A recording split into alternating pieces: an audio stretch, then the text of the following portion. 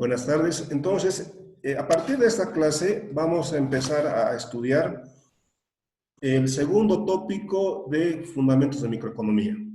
Decíamos, este curso de Economía en general tiene tres grandes unidades de aprendizaje.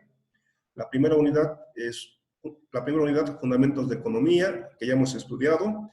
Estamos en la segunda unidad de aprendizaje, titulado Fundamentos de Microeconomía. Y en Fundamentos de Microeconomía tenemos dos grandes tópicos: teoría del consumidor y teoría de la empresa.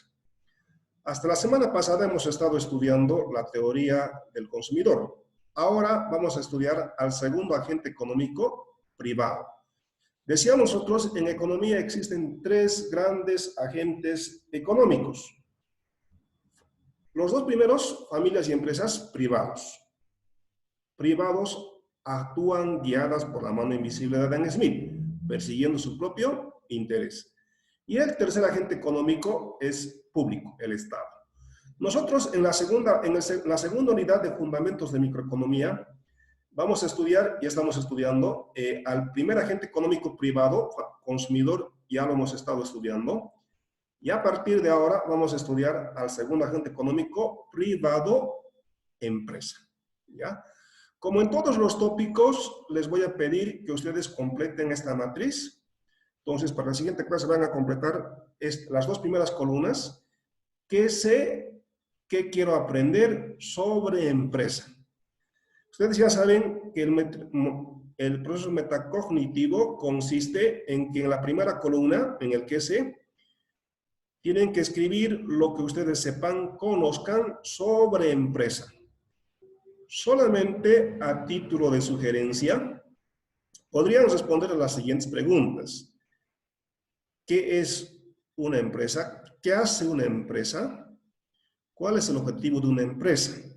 Ya, entonces, responden en esta primera columna lo que ustedes sepan, lo que ustedes conozcan sobre empresa. ¿Qué estamos haciendo? Exploración de saberes previos, evaluación diagnóstica. ¿Ya? Después, para la siguiente clase también van a completar la segunda columna.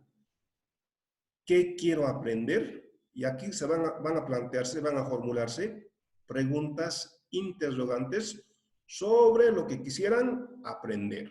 ¿Ya? Y después, cuando ya estudiemos esta unidad durante varias clases, en base a los capítulos 13 y 14 del libro,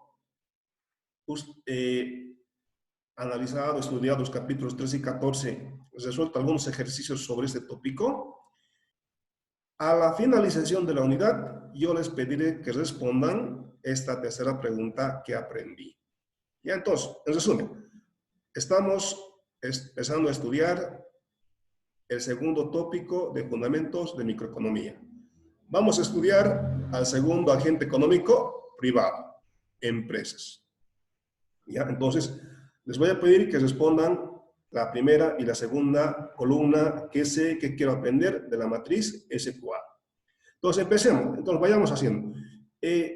Microeconomía tiene dos grandes tópicos en realidad a manera de introducción: teoría del consumidor, que hemos estudiado, y teoría de la empresa o teoría de la producción.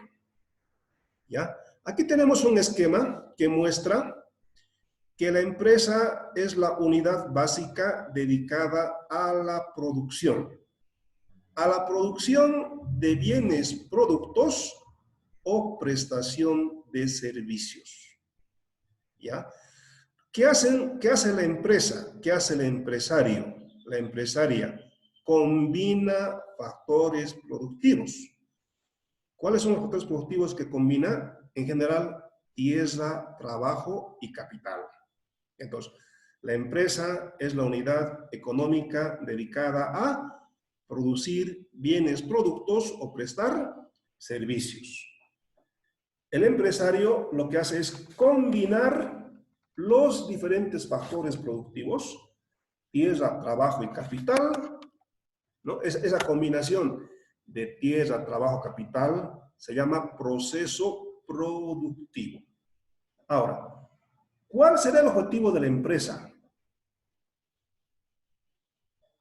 El objetivo de la empresa es maximizar el beneficio. Satisfacer al cliente. Sí, dígame, líder, ¿cómo decía? Sí, adelante, líder. Sí, maximizar beneficios y básicamente pensar en su propio interés. ¿Ya? Entonces, muy bien. Los dos agentes económicos privados, familias y empresas, actúan guiadas por la mano invisible de Adam Smith. Es decir, actúan buscando su propio interés. Alguien diría, siendo egoístas. En realidad, a ver, en realidad, la teoría económica convencional, la microeconomía, supone, no es que sea así, no es que sean así, la teoría económica convencional, la microeconomía, supone que los agentes económicos privados, familias y empresas, y supone que son egoístas, racionales, maximizadores de su utilidad, que lo único que les interesa es su bienestar. Alguien podría decir que son egoístas, pero Adam Smith diría, esa es la forma más efectiva para, de la manera en que cada uno contribuye al bienestar social. Adam Smith nos preguntaría a cada uno de nosotros, nos diría, ¿cuál es el máximo aporte, la máxima contribución que cada uno de nosotros puede hacer por el bienestar social? Adam Smith responde que la forma más efectiva de contribuir al bienestar social es que cada uno de nosotros persiga su propio interés. Porque sin quererlo, sin que sea su propósito, al final se logra maximizar el bienestar de la sociedad en su conjunto. Por ejemplo, el empresario busca maximizar su beneficio, pero para maximizar su beneficio, el empresario necesita incrementar la producción. Para producir más, necesita contratar más trabajadores. Ahora hay personas, trabajadores, que tienen sueldos y salarios, que les da acceso a más y mejor calidad de bienes y servicios, que les da acceso a más y mejor calidad de educación y de salud, y por consiguientemente viven mejor. Como uno puede darse cuenta, a pesar que el empresario inicialmente solamente buscaba maximizar su beneficio, al final, sin que sea su propósito, al generar fuentes de trabajo, está beneficiando a la sociedad en su conjunto.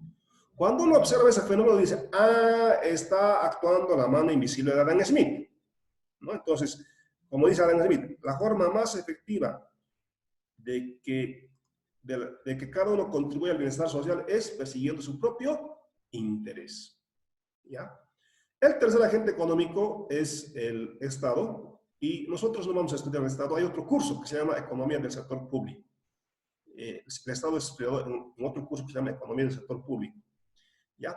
Entonces, estamos estudiando al empresario, y el empresario, su objetivo es maximizar el beneficio. Hacer máxima la diferencia entre el ingreso, entre los ingresos totales y los costos totales. ¿Ya? Entonces, ahora, cuando la empresa produce, incurre en costos. Vamos a ver nosotros que la empresa incurre en dos tipos de costo: costo fijo y costo variable. ¿Cuál es la diferencia? El costo fijo no depende del volumen o cantidad producida. Cualquiera sea la cantidad producida, el costo es el mismo. Entonces se llama costo fijo. Fijo. Ejemplos de costo fijo: el costo de la maquinaria, del equipo, de los edificios. Si, por ejemplo, por el tema de la cuarentena, muchas empresas han dejado de producir, igual siguen incurriendo en costos, siguen pagando el costo de los alquileres de los edificios, el costo de la maquinaria. Aunque no estén produciendo, ese costo se sigue cubriendo, es el costo fijo. El costo variable es aquella parte del costo que sí depende del volumen o cantidad producida. Y el principal costo variable son los sueldos y salarios. Por ejemplo, si uno quisiera fabricar una silla, probablemente necesite un trabajador. Pero si quiere fabricar 100 sillas, necesita probablemente 25 trabajadores. Fíjese, el número de sillas a fabricar depende. Para fabricar una silla, un trabajador. Para fabricar 50 sillas, 25 trabajadores. Entonces, y a los trabajadores se les paga con sueldos y salarios. Entonces, sueldos y salarios es un costo variable. ¿Ya? Y la suma del costo fijo más el costo variable es el costo total. ¿Ya? Después vamos a analizar nosotros vamos a hablar de dos tipos de costos. Costos medios y costos marginales.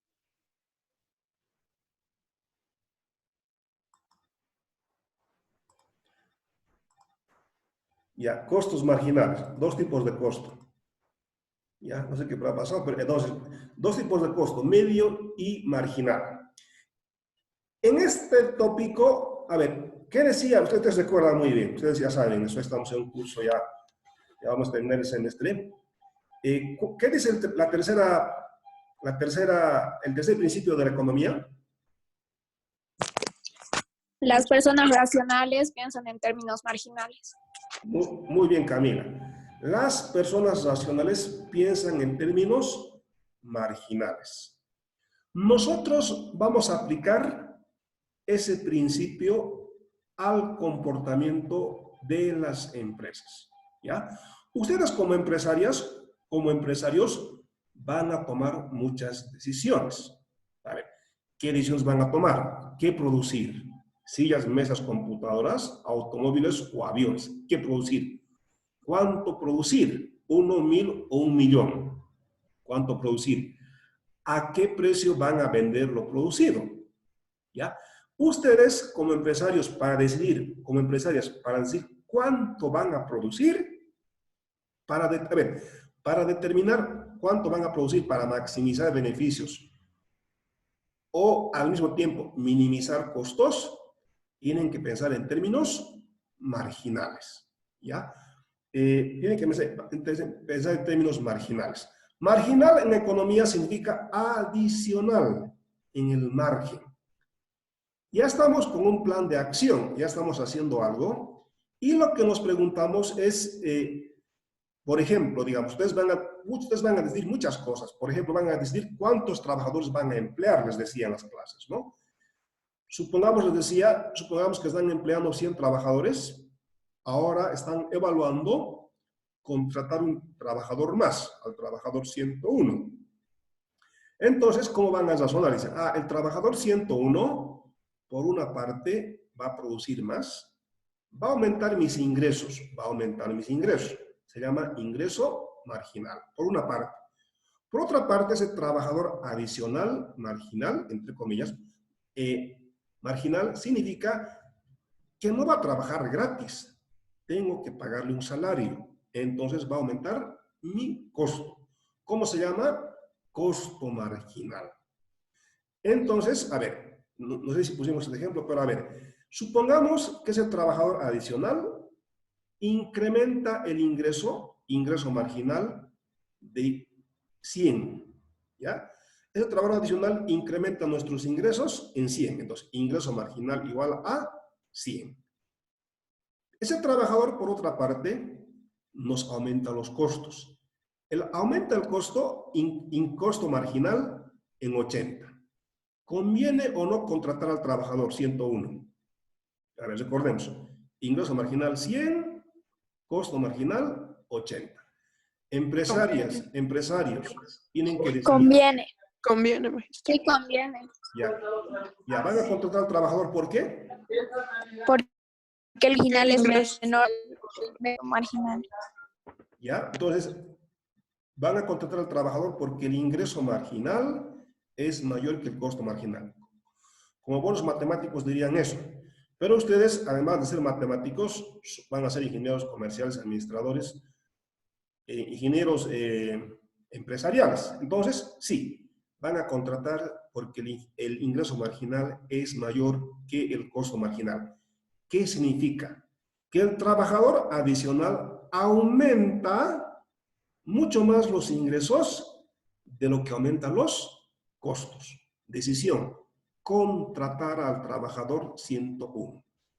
Ahora, supongamos otro escenario, que el trabajador adicional aumente los costos en 100, costo marginal 100, y que aumente el ingreso en 80. ¿Cuál es la decisión que van a tomar? No contratar, porque el costo es mayor al ingreso. Ya, no van a contratar porque el trabajador está aumentando, por eso marginal, está aumentando mucho más los costos de lo que está aumentando de ustedes sus ingresos como empresarios. Entonces, fíjense, ahora, si el ingreso marginal es mayor que el costo marginal, contratar. Decisión: contratar al trabajador. Si el costo marginal es mayor que el ingreso marginal, no contratar. Entonces, pregunta de ese razonamiento: ¿cuándo ni contratan ni despiden trabajadores?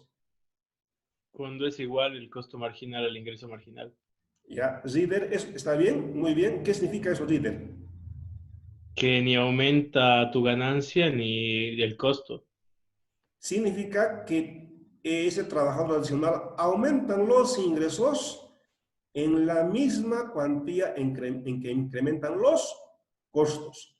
Esa condición de ingreso marginal igual a costo marginal se llama, en este caso, en este contexto, condición de elección óptima de contratación de mano de obra.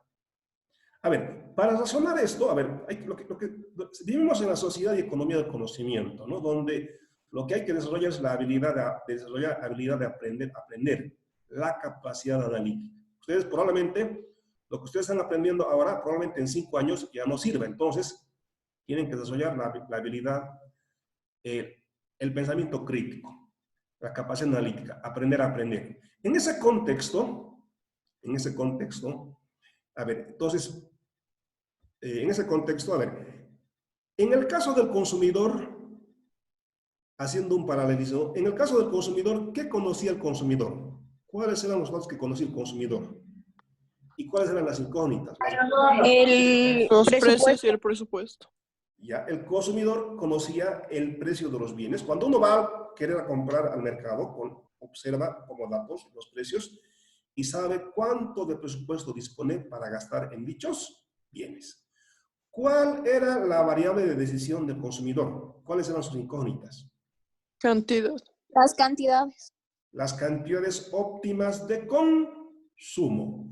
En el caso de la empresa, ¿cuáles son los datos? A ver, supongamos que ustedes quieren, a ver, lo que ustedes quieren. ¿Qué quieren producir?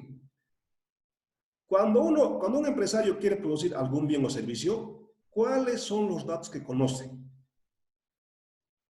¿Cuáles son los datos? ¿Y cuál será la variable de decisión? Costos del material de uso. ¿Ya? ¿Cuáles son? A ver, ¿qué conoce? A ver, supongamos que quieren fabricar mesas, sillas. Dato. Conocen en cuánto se están vendiendo las sillas y las mesas. Es un dato. Conocen, dato, cuánto cuesta el metro cuadrado de madera, de pegamento, cuánto está pagando los trabajadores en mueblería. Esos son datos. También conocen como dato que si no tienen el suficiente capital para ese emprendimiento, tienen que prestarse del banco. ¿A qué tasa de interés está prestando el banco? Al sector de mueblería o al sector en el que ustedes quieren emprender su actividad. Entonces, ¿qué conocen? El precio de los factores productivos. ¿Qué conocen? El precio del bien o servicio que quieren producir o prestar. ¿Y cuáles serán las variables de decisión? ¿Cuáles serán las incógnitas? En el caso del consumidor, las variables de decisión eran las cantidades de consumo. Sí, el consumidor se preguntaba, ¿no? ¿Cuánto tengo que consumir de los bienes 1 y 2 para maximizar mi utilidad? Tal que además mi presupuesto justamente me alcance, ni me sobre ni me falte. En el caso del empresario, los datos son precio de los factores productivos, los requerimientos técnicos, digamos, para fabricar una silla, cuánto metro cuadrado de madera necesito, cuánto de pegamento, cuántas horas hombre trabajo. Esos son datos. ¿Cuál será la variable de decisión en el caso del empresario? ¿Cuánto vender para maximizar beneficios? ¿Ya? La, la variable de decisión sería las cantidades óptimas de producción.